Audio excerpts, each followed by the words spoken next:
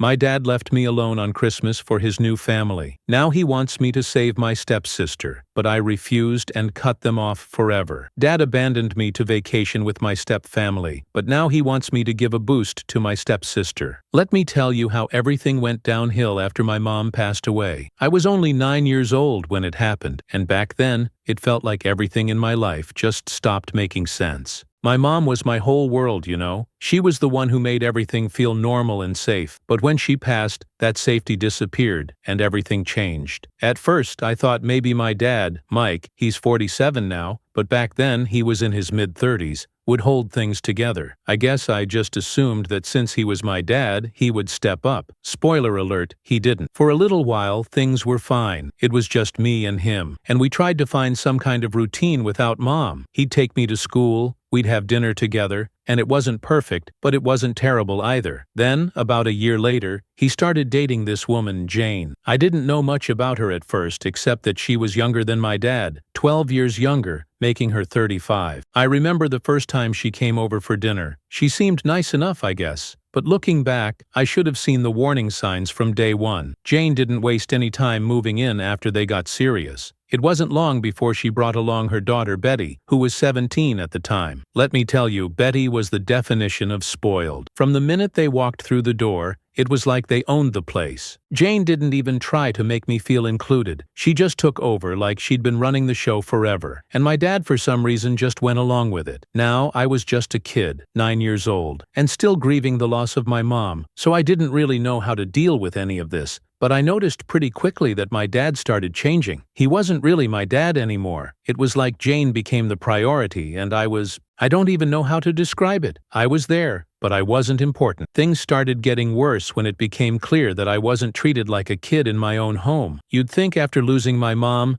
my dad and Jane would have some level of sympathy or understanding, right? But nope. Instead, they started treating me more like the maid than a family member. Jane had this thing where she'd give Betty every bit of attention while I was the one stuck doing all the chores. I wasn't allowed to say anything either because apparently that was just how things worked now. It got to the point where I was cleaning up after Betty constantly. I mean, she was 17 but acted like a toddler, leaving her mess everywhere, and it was always up to me to clean it up. Betty would be out with her friends or sitting around watching TV while I was stuck washing dishes, vacuuming, or doing whatever chore Jane threw my way. And my dad? He didn't do a damn thing to help. He acted like it was normal for his 9-year-old daughter to be treated like a housekeeper. I couldn't understand why he was okay with it, but at the same time, I didn't know how to speak up either. But you know what really did it for me? The Christmas trip. This part still makes my blood boil when I think about it. That Christmas, they all decided to go on a vacation together. My dad, Jane, and Betty. They were going somewhere nice. I think it was a cabin up in the mountains or something. I was excited at first because, you know, I thought I was going too. It's Christmas, right? Family time and all that. But nope. I got told that I had to stay home and look after Betty's dog, Max. They actually made me stay behind for a dog while they went off on this fancy vacation. Now let me be clear. I love dogs. Max was a good dog, but he wasn't my dog. He was Betty's dog.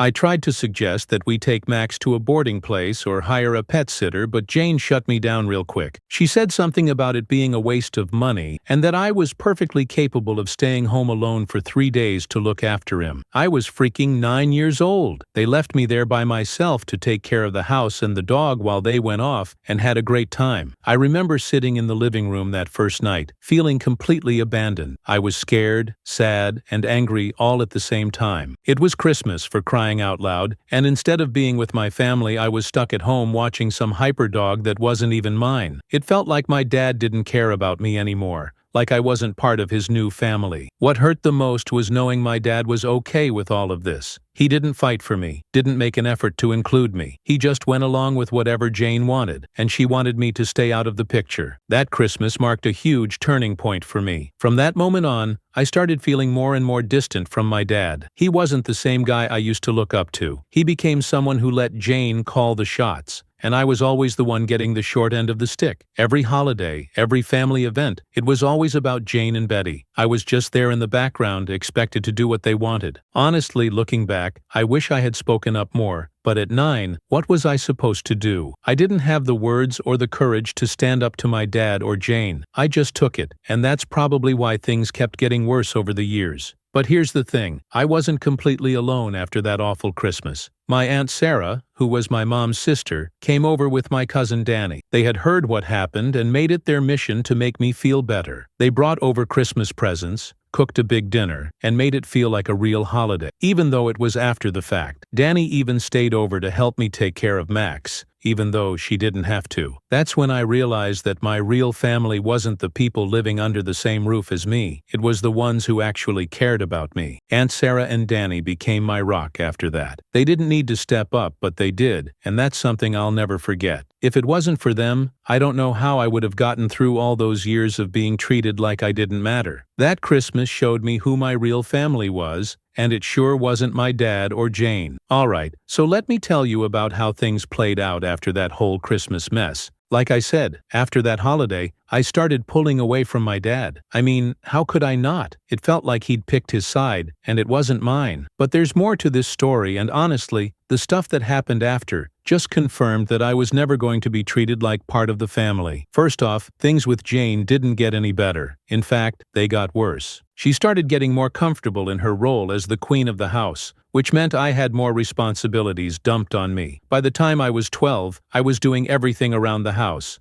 Laundry, dishes, vacuuming, you name it. Every time I'd ask for some help, Jane would just smile and say, "It's good practice for when you have your own home one day." Like, what? I was 12. I didn't even know how to cook for myself, but she expected me to keep the entire house spotless. Betty, on the other hand, was still the golden child. She was 17 when Jane and my dad got married, and let me tell you, she knew how to play her mom like a fiddle. Anytime Jane was about to ask her to do something around the house, Betty would magically come up with some excuse. Homework, hanging out with friends, or some kind of important thing she had going on. And every time, Jane would just let it slide. Meanwhile, I'd be scrubbing the floors or cleaning up after their little family dinners. It was like they expected me to disappear into the background and just be their unpaid maid. But you know what really pissed me off? The way my dad just sat there and let it all happen. He'd be sitting in his chair, watching TV while Jane barked orders at me like I was some kind of servant. He didn't say a word. Not once did he step in and say, "Hey, maybe you should help out too," to Betty or even Jane. I don't know if he was too scared to stand up to her or if he just didn't care. Either way, it hurt. One time when I was about 14, I actually tried to talk to him about it. I told him I didn't think it was fair that I was the only one doing all the work, while Betty did nothing. You know what he said. "Life's not always fair. You just have to deal with it." That was it. No empathy, no understanding, just deal with it. After that conversation, I kind of gave up on expecting anything different from him. Now here's where Aunt Sarah and Danny come back into the picture. After that Christmas, they didn't just disappear from my life, they stuck around. Aunt Sarah would come over for birthdays, holidays, and even random weekends just to check on me. Danny was always there too. Even though she was a few years older than me, we got super close. She was like the big sister I never had. We'd hang out at Aunt Sarah's place whenever I needed a break from Jane's constant nagging or Betty's messes. Danny would take me out for ice cream, we'd go shopping, or sometimes we'd just sit around and binge-watch TV shows. She was the first person I felt like I could actually talk to about everything going on at home. She knew how crappy things were for me and never made me feel like I was being too dramatic or whatever. One weekend when I was about 16, I was staying over at Aunt Sarah's, and Danny and I were talking about how things were at home. I remember telling her how Jane had yelled at me for not folding the laundry fast enough that week. It was something so dumb, but it had really gotten to me. Danny just looked at me and said, "You know this isn't normal, right? You're not supposed to be treated like this." That hit me harder than I expected. I had spent so many years thinking this was just how life was supposed to be, that I hadn't even realized how messed up it all was. Danny and Aunt Sarah were always so kind to me, but it wasn't until that moment that I realized how different my life could be if I wasn't stuck in that house with Jane and my dad. It was like something clicked in my brain after that. After that conversation, I stopped caring so much about pleasing Jane, or even trying to get my dad to see my side. I started focusing more on school, hanging out with Danny, and just doing things for myself. I still did the chores because I had to, but I didn't let it get to me as much. I just kept my head down and told myself that one day I'd be out of there. And I was right. When I turned 18, I got accepted to college with a full scholarship. That was my ticket out. and I wasn't going to waste it. On the day I left for school, Jane didn't even bother to say goodbye. She just gave me a half-hearted "good luck" and went back to whatever she was doing. Betty didn't care either. But my dad? He actually seemed sad. He hugged me for what felt like the first time in years and told me he was proud of me. It was weird hearing that from him after everything, but at that point it didn't mean much to me. I was too focused on the fact that I was finally getting away from that house. College was a whole different world for me. I got to start over, make new friends,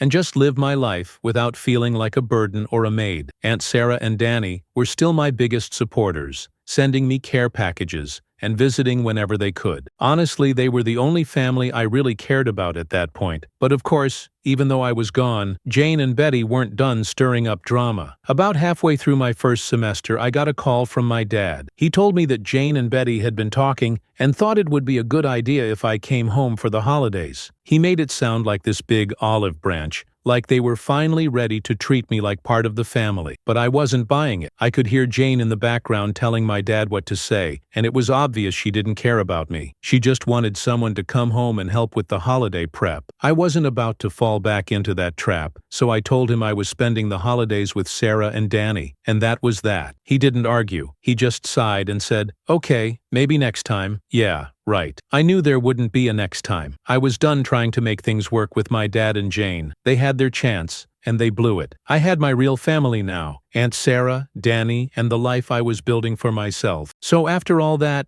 I guess the takeaway is this. Sometimes, the people you're born into a family with aren't the ones who end up being your real family. The people who step up when no one else will are truly invaluable, and that's exactly what Aunt Sarah and Danny did for me. So, now that I've shared how I navigated that messy situation with Jane and my dad, let's talk about what happened after I moved out for college. You'd think that after finally getting away from them, things would calm down, right? Well, not exactly. In fact, it feels like that's when the real drama kicked off, and of course, it all came back to one person, Betty. At this point, I was a couple of years into college, living my best life. I had good friends, was doing well in my classes, and for the first time I truly felt like I had control over my own life. Aunt Sarah and Danny were still super supportive, and I visited them whenever I could. I was keeping my distance from my dad and Jane because I figured that if I just focused on school and stayed away, things would remain peaceful. But apparently, Betty had other plans. One day, I received a random message from her. Now, let me just say that Betty and I never really talked. She was always doing her own thing, and as I mentioned before, I was just the maid in her eyes. So when I saw her name pop up on my phone, I thought, what now? She started off acting all friendly, like we were best buds, asking me how college was going, what I was studying, just some fake small talk. I was sitting there thinking, okay, what's she getting at? Because let's be real, Betty wasn't messaging me out of the goodness of her heart. Then she got to the point. It turns out she was having some trouble with her own college courses. By trouble, I mean she failed a couple of classes and was struggling to stay in school. And of course, Betty being Betty, she wasn't taking any responsibility for it. She blamed her professors, unfair assignments, basically everything but herself. Then she hit me with the real reason she was messaging me. Hey, would you mind helping me out with my classes? Maybe write a couple of essays for me? I know you're really smart and it would mean a lot. Yeah, you read that right. Betty wanted me to do her homework for her. After all those years of treating me like crap and ignoring me, she suddenly needed my help. I honestly couldn't believe she had the nerve to even ask. So I sat there for a minute, contemplating my response. Part of me wanted to blow up on her and let all those years of frustration come out, but I knew that wasn't worth it. Betty wasn't worth the energy. Instead, I kept it simple. I messaged back, "Sorry, Betty, I've got my own work to focus on. Good luck with your classes." That was it. I didn't owe her any explanation, and I wasn't about to get sucked into her drama. Naturally, she didn't take that well. She tried to guilt-trip me, saying stuff like, "I thought we were family, and you're supposed to help your sister out when she's struggling." Sister? Since when did she consider me her sister? I wasn't about to let her manipulate me, so I just ignored the rest of her messages. But here's where things get interesting. After I turned Betty down, it wasn't long before I heard from Jane. She called me up, and I could tell she was furious. She started going off about how I was being selfish for not helping Betty, and how I was throwing away an opportunity to bond with my stepsister. I couldn't believe what I was hearing. Really? After everything, they were still expecting me to bend over backward for them? I told Jane straight up that I wasn't going to do Betty's work for her, and if Betty was struggling, maybe she needed to take some responsibility for once. Jane did not like that answer. She started ranting about how I owed it to the family to help out, and how I should be grateful for everything they'd done for me. Grateful for what? For treating me like a servant for most of my childhood? For leaving me behind every time they went on vacation? I wasn't having it. I ended up cutting the conversation short, telling Jane I wasn't going to change my mind, and I hung up before she could keep going. Honestly, I felt pretty damn good about it. For the first time, I was setting a boundary with them, and I wasn't backing down. But of course, that wasn't the end of it. A few days later, my dad called me. I hadn't heard much from him since I moved out, so I was kind of surprised he was reaching out. He started off with small talk, asking how school was going, but I could tell where this was headed. Going along with it was easy enough, but I knew what was coming next. Sure enough, after a few minutes, he brought up the whole Betty situation. He tried to play the peacemaker role, telling me that Jane was really upset and that maybe I should reconsider helping Betty out. He even threw in the classic "family sticks together" line, as if that was supposed to change my mind. I couldn't help but laugh a little when he said that. I mean, where was all this family talk when I was the one being left behind? Where was this togetherness when I was the one cleaning up after everyone? I told him straight up that I wasn't going to be guilted into doing something that wasn't my responsibility. If Betty couldn't handle her own schoolwork, that was on her, not me. Dad didn't argue much after that. He just sighed and said, "I'm disappointed, but I understand." And that was the end of that conversation. I hung up feeling a weird mix of emotions. Proud of myself for standing my ground, but also kind of sad that this was what my relationship with my dad had come to. Deep down, I still wanted to have a real connection with him, but every time we talked, it felt like there was this huge wall between us.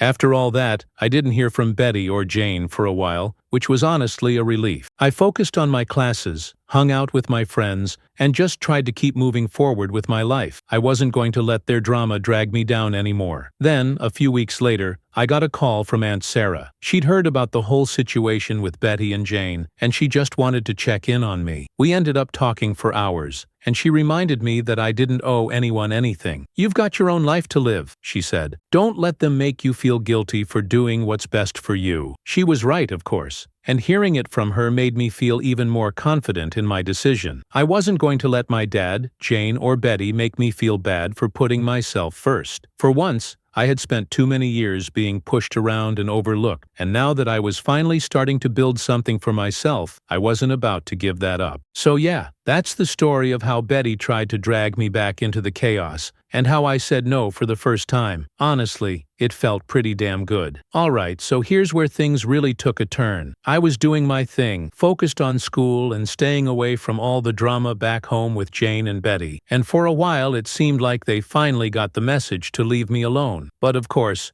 peace didn't last long. One day, out of nowhere, I get this email from my dad. It wasn't anything long or dramatic, just a quick note saying he and Jane wanted to talk right away. I knew something was up. I hadn't heard from them in months, so if they suddenly wanted to have a talk, it wasn't going to be good. Still, I figured I'd hear them out because, despite everything, a small part of me still wanted to believe maybe they'd changed. Spoiler alert, they hadn't, so I agreed to meet up with them. We decided on this little coffee shop in my hometown, a neutral place where I could make a quick exit if things got bad. I walked in, and there they were, sitting at a table like nothing had ever happened. My dad looked tired, older than I remembered, and Jane, well, she looked the same, cold, detached, like she had somewhere better to be. After some awkward small talk, they finally got to the point. Jane, of course, was the one who spoke first. She always liked to control the conversation. "We've been talking about the future," she said in that fake sweet voice she used when she was trying to sound reasonable, "and we think it's time for you to start thinking about your responsibilities." I was confused. Responsibilities? What do you mean? That's when she hit me with it. "Father and I are getting older, and Betty is going to need some help getting settled in life." I couldn't believe what I was hearing. They weren't talking about my future. They were talking about Betty's future, and somehow in their minds, I was supposed to play a role in making sure she was taken care of. You know, the same Betty who never lifted a finger to help me, who treated me like trash, and who I hadn't spoken to in months because she only ever reached out when she needed something. "Wait, you want me to help Betty?" I asked, trying to keep my cool but already feeling the anger bubbling up. My dad finally spoke up then, his voice tired and resigned. She was struggling, and we thought that as her sister, you'd want to help out. You're doing well for yourself, and we thought maybe you could give her a little boost. Was this a joke? They wanted me to financially support Betty? The same Betty who couldn't even be bothered to message me unless she needed help with her homework? I felt like I was in some twisted alternate reality where everyone had lost their damn minds. I leaned back in my chair, trying to process what they were asking. So let me get this straight, I said, looking directly at Jane, because I knew she was the mastermind behind all this. You want me to take money that I'm earning from the life I've built for myself and just hand it over to Betty? Why? Because she can't get her life together? Jane didn't even blink. It's what family does. We help each other, and since you're doing well, we thought it would be fair for you to help your sister out. At that moment, something in me snapped. All those years of being treated like I didn't matter, like I was just there to serve them, came rushing back. I couldn't believe the audacity of what they were asking. I'm not doing it, I said, my voice firm. I'm not responsible for Betty's life. She's a grown woman, and if she can't figure things out, that's on her, not me. My dad tried to jump in, but I wasn't done. Do you even hear yourselves? After everything, you still expect me to just drop everything and fix Betty's problems? You never helped me when I needed it. You let me clean up after her and be the one who was always left behind while you all went on vacations. And now, you expect me to save her? Jane's face hardened, and I knew what was coming next. She always had a way of flipping things to make me feel guilty. You're being selfish, she said, her voice cold. We've done so much for you, and this is how you repay us? By turning your back on your family? I couldn't help but laugh at that. You really think you've done so much for me? Leaving me behind on holidays? Making me do all the work around the house while Betty got a free pass? Never once treating me like I mattered? That's what you consider helping me? My dad looked down at his hands, not saying anything, but Jane wasn't backing down. We gave you a home. We raised you, and this is the thanks we get? You're going to regret this one day when you realize how much we did for you. At that point, I was done. I stood up, grabbed my stuff, and looked them both in the eye. I don't owe you anything, I said, my voice steady. I've built my life on my own without your help. If Betty needs support, then maybe it's time you step up and help her yourselves. But I'm not going to be a part of this. I walked out before they could say anything else, my heart pounding in my chest. I felt angry, but at the same time, relieved. I had finally said everything I'd been holding in for years, and it felt good. I wasn't going to let them drag me back into their toxic cycle. I was done being the one who was always expected to sacrifice for everyone else. After that, I didn't hear from them for a while. No calls, no messages, nothing. Honestly, that was fine by me. I focused on my school, my friends, and the life I was building for myself. I knew that no matter what, I had Aunt Sarah and Danny, and they were my real family. The ones who had actually been there for me, not just when it was convenient, but when it mattered. I guess the lesson in all this is that sometimes family isn't about blood. It's about who shows up, who has your back, and who treats you with respect. Jane and my dad never did any of that. So yeah, I walked away from them, and I don't regret it. After all that mess with Jane and my dad, you'd think I'd finally get a break, right? I mean, I pretty much shut down their whole plan to get me to support Betty, and I walked out of that coffee shop thinking I was done with them for good. But nope, life wasn't about to let me off that easy. A few months after that whole confrontation, I was finally finishing up my last year of college. I had a decent job lined up after graduation, and things were going pretty well. Aunt Sarah and Danny were still my rocks,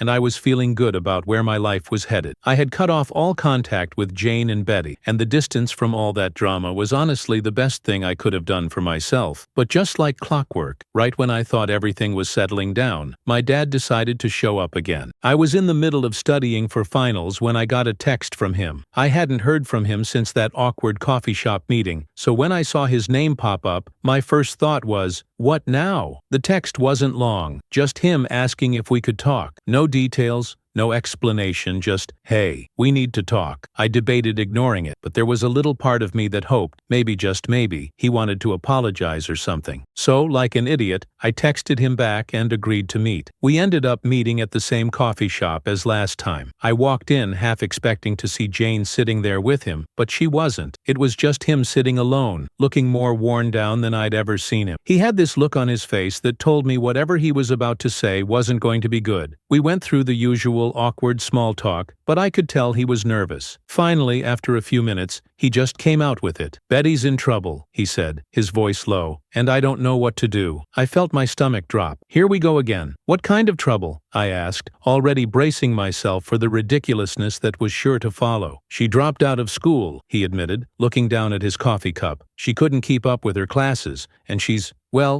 been making some bad decisions." Now let me stop right here. When he said bad decisions, I knew exactly what he meant. Betty had always been the type to make dumb choices and then expect someone else to clean up the mess. I had a feeling that this time they were hoping that someone would be me. "She's staying with us right now," Dad continued, "but Jane and we can't keep bailing her out. She's racked up a lot of debt, and we're not sure how much longer we can keep helping her." I just stared at him, waiting for the punchline. I could already feel where this conversation was headed, but I wasn't about to make it easy for him. "Okay," I said slowly, "and what does that have to do with me?" He looked up at me, and for the first time in a long time I saw actual desperation in his eyes. "We were hoping you could help her out. You've got that new job lined up, and you're in a better position to give her a hand." There it was. The moment I had been dreading since the second I saw his name pop up on my phone. They wanted me to bail Betty out again. I took a deep breath and tried to keep my cool. "Dad, I don't know how many times I have to say this, but I'm not responsible for Betty. She's made her choices, and if those choices have put her in a bad situation, that's on her. I've worked my ass off to get where I am, and I'm not about to throw that away to clean up her mess." He didn't say anything at first, just sat there staring into his coffee like he was trying to find the right words. Finally, he sighed and said, "I understand. I really do, but she's your sister." That was it. That was the breaking point for me. I couldn't hold back anymore. "She's not my sister," I snapped louder than I meant to. "She's never been my sister. From the minute Jane walked into our lives, you and her made it clear that Betty was the priority. I was never part of the family. I was the one cleaning up after her, the one left behind while you all went on vacations. And now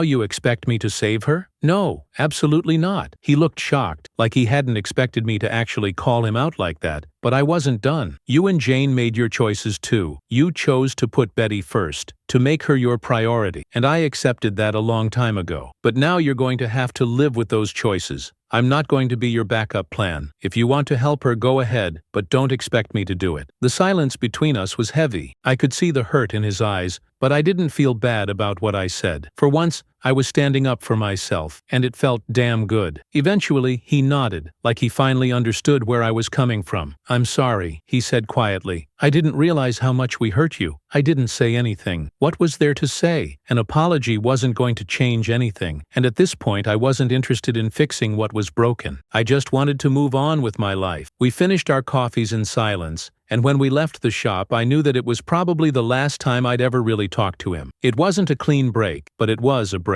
I wasn't angry anymore, just done. Done with the guilt trips, the manipulation, and the constant expectation that I was supposed to fix everything. After that I graduated, started my new job, and kept moving forward. I still have Aunt Sarah and Danny, and they're all the family I need. As for Betty, I don't know what happened to her, and honestly, I don't care. She made her choices, and now she has to deal with the consequences. Regarding my dad, I haven't heard from him since that day in the coffee shop. Maybe he's realized that I'm not going to be the safety net they thought I was, or maybe he's too embarrassed to reach out. Either way, I'm at peace with it.